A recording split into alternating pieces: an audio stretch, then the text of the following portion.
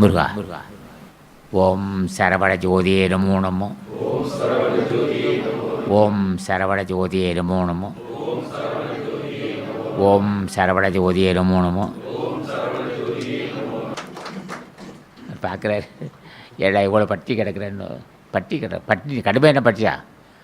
கடுமையான பட்டினி. இப்போது உணவில்லை, உறக்கமில்லை, 10 மணி நேரம் தவசிடும். பாப்பா 10 மணி நேரம் என்ன அப்படியே புளிஞ்சு எடுக்குது உடம்பை. அவளோட கடுமையான தவம். முருகட்ட எப்படி வெடிக்கணும்னா அவன் அப்பா அப்போ நினச்சின்னா அந்தரங்கத்தில் யாருக்கும் இருக்கக்கூடாது. ஒரு தட்டு வச்சுக்கணும். என் உடல் பட ஆகத்தில் உனக்கு ஏற்பட்டு செய்யணும். அவன்கிட்ட கேட்கணும், நான் பாவிதான். இவரு அடிக்கடி இதே சொல்கிறேன், நான் பாவிதான்ப்பா, நீ புண்ணியமா, எவ்வளோ பாரியாப்பா, எத்தனையோ பாவிகளை கை நாட்டு ஞானியாக்கியிருக்கான்.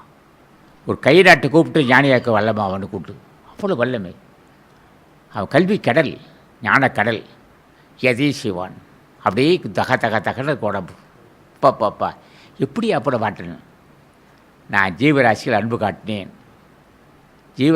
காட்டினேன், எல்லா ஜீவராசி வாழ்க்கைன்னு வாழ்த்தியதான்.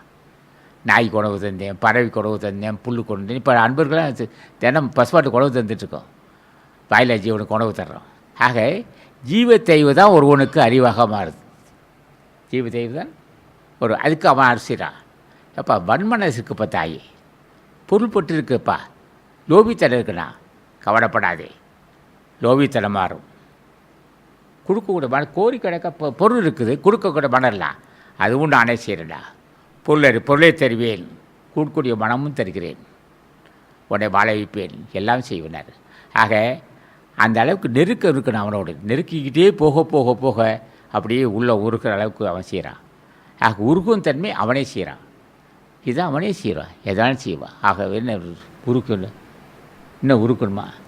இப்போ உருக்கணும் பார்த்தாதா?